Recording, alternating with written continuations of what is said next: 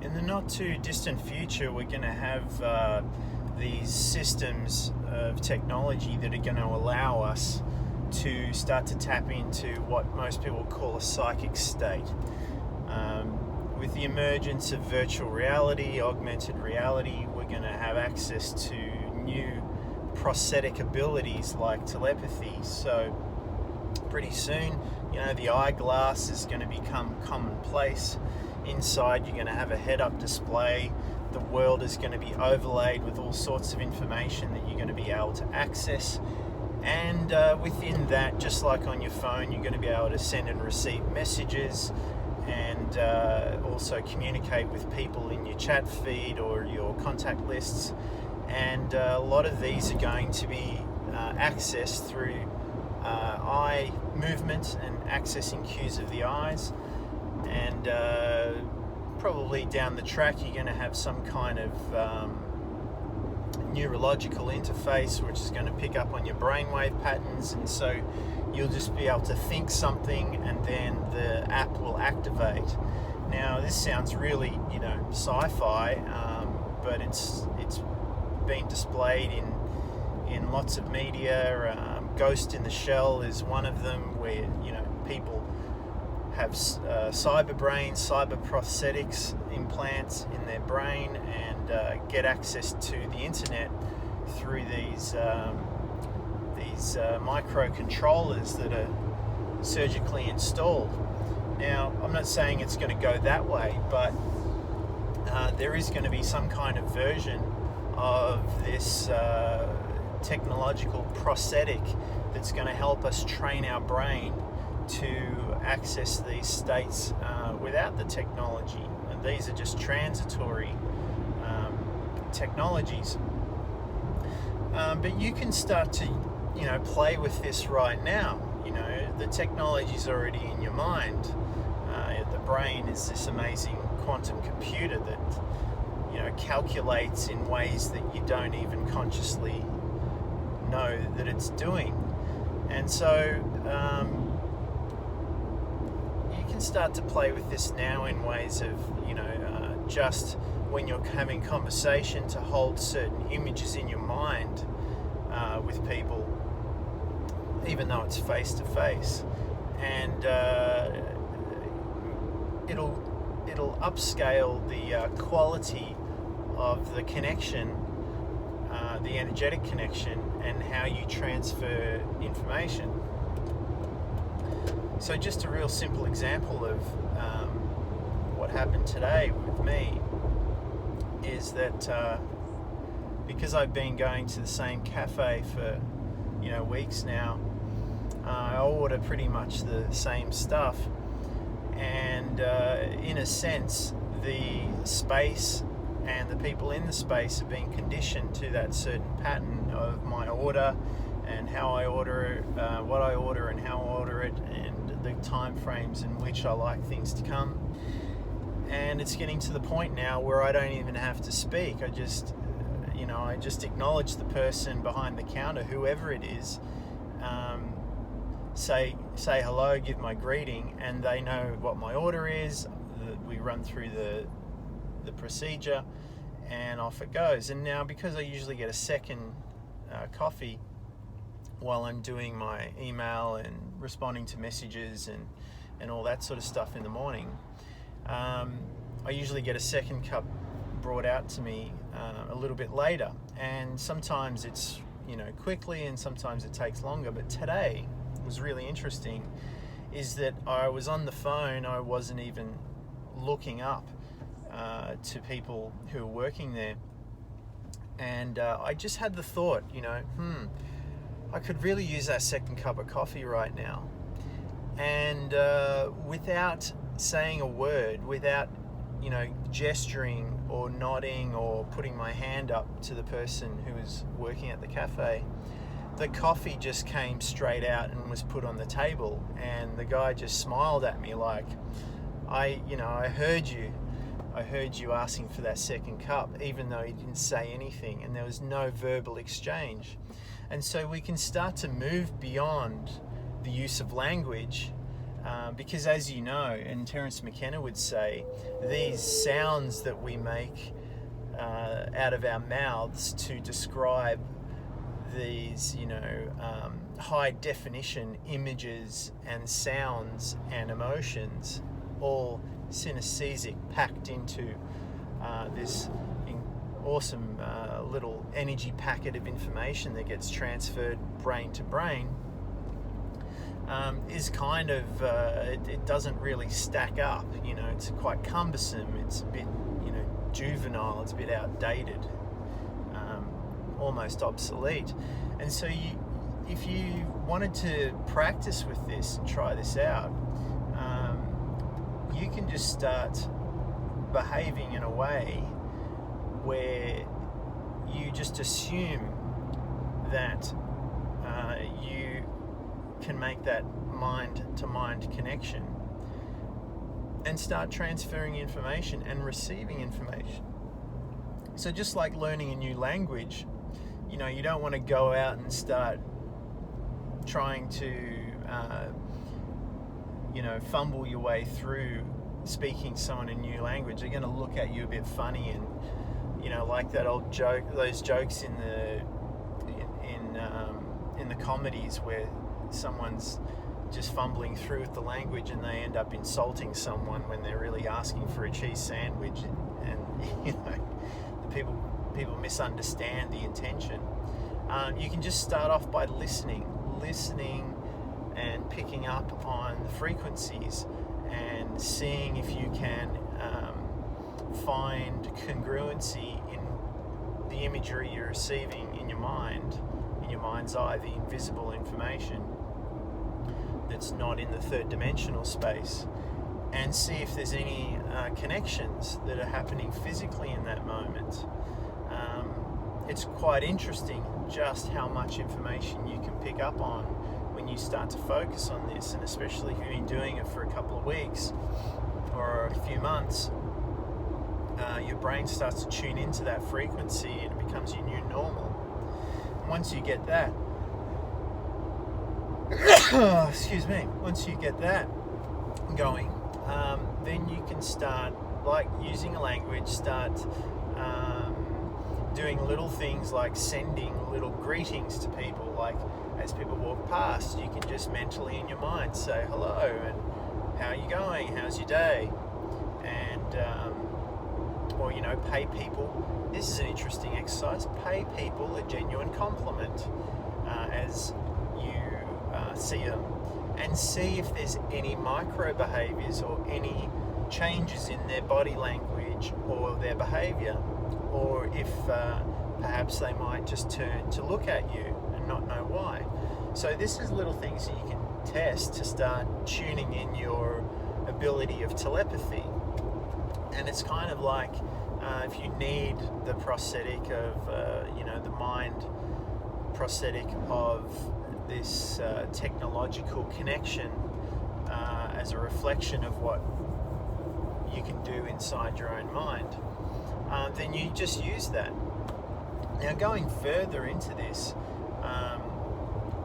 because I need to study all this stuff on computing and technology, so we have some kind of reference point and some mirrors to be able to reflect just how advanced the technology is in the brain.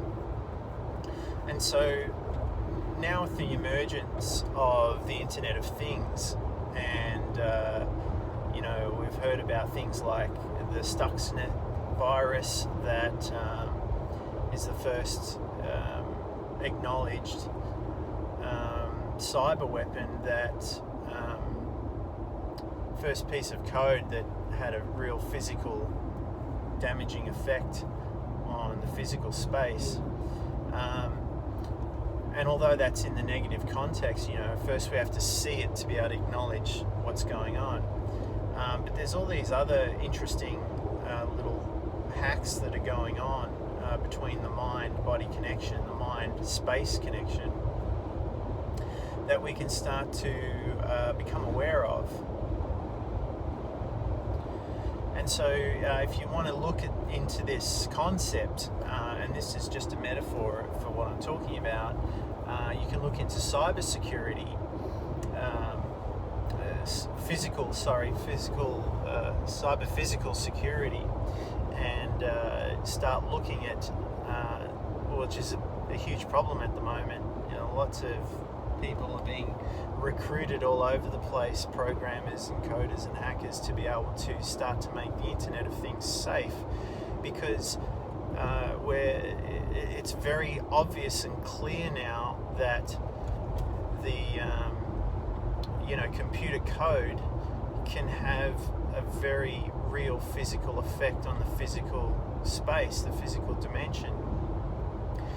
And at the moment, on a spiritual level, an energetic level, everyone knows about the law of attraction now,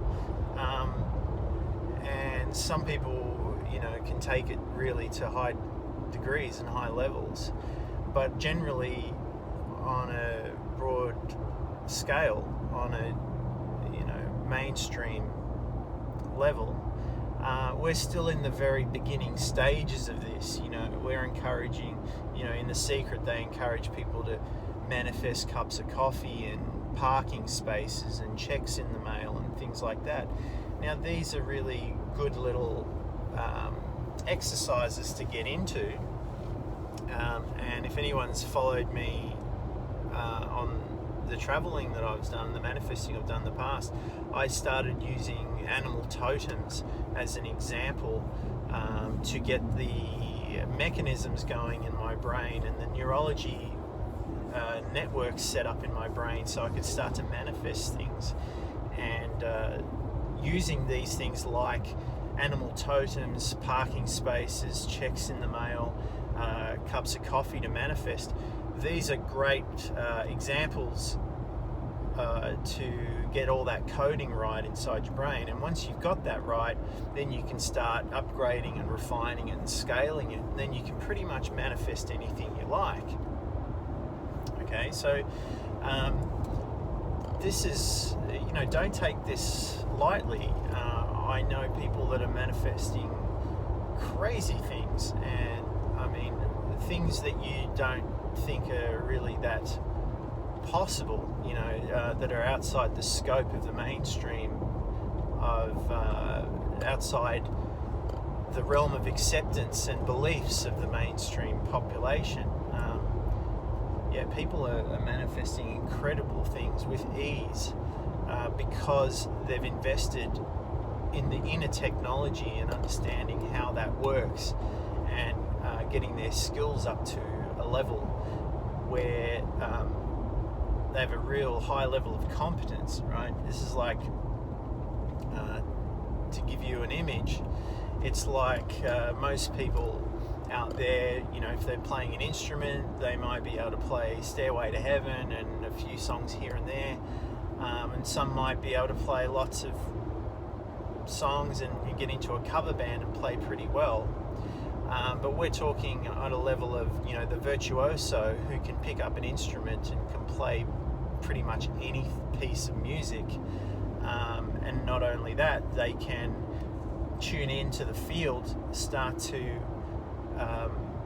pick up on the frequency of a higher mind, and they can translate whatever that information, that communication packet is, into a piece of music that no one's ever heard before, and can just spontaneously play it instantly.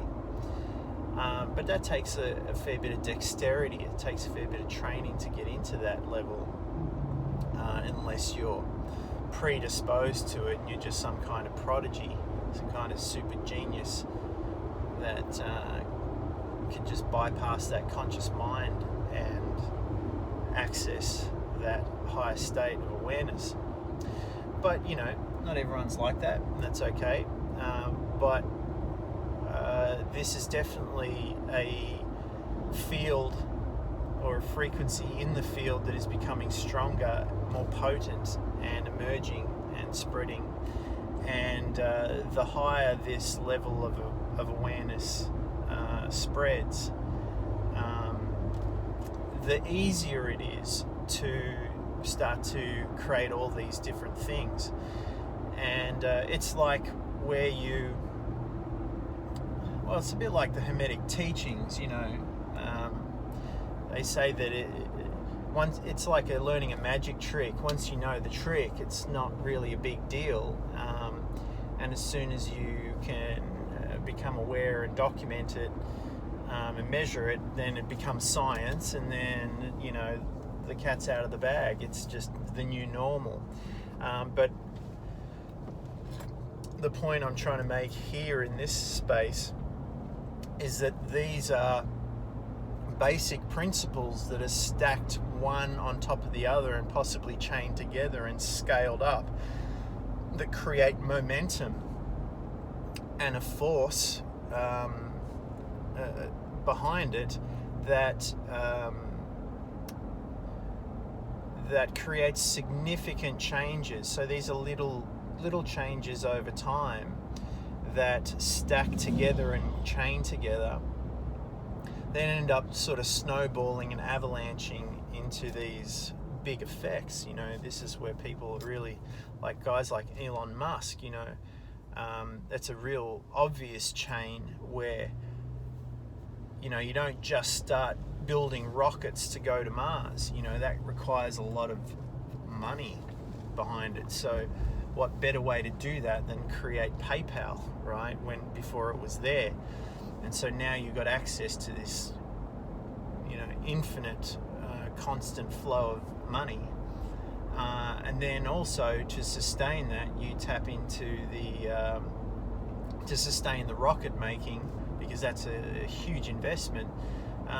Then you tap into one of the greatest, the largest markets on the planet, the automobile industry, and you switch it all over to electric cars. And there's even rumours now today, which were alluded to in the Iron Man movies, where he made his cameo role with Tony Stark, where he says, I've got an idea for an electric jet. So I'm sure we're very close to having electric planes as well. So now you've got this chain of events. You've got money coming in from PayPal, and everyone's relying on PayPal, and then that translates into Tesla Motors, and now you've got the sexy range. So you've got all these vehicles coming out, and they're faster, better, cheaper than the equivalent of a combustion engine, and cleaner. And now you've got electric planes coming in, and trucks. Oh gosh, there we go. He's made trucks as well. So the transport industry, which is massive, it's elusively obvious. Trucks driving down the street anyway. If you're not in it, you don't pay attention to it. But the whole world runs on trucks, and now you're getting into planes as well. So he's covered transport completely. And he'll be, and now he's at the top of the game also, building rockets and going to Mars, and beyond that, and then probably into colonizing planets. So, there's this chain of events that builds up and up and up, and it all starts off with understanding principles. So the principle of how do you manifest something simple. Now, it doesn't have to be coffee.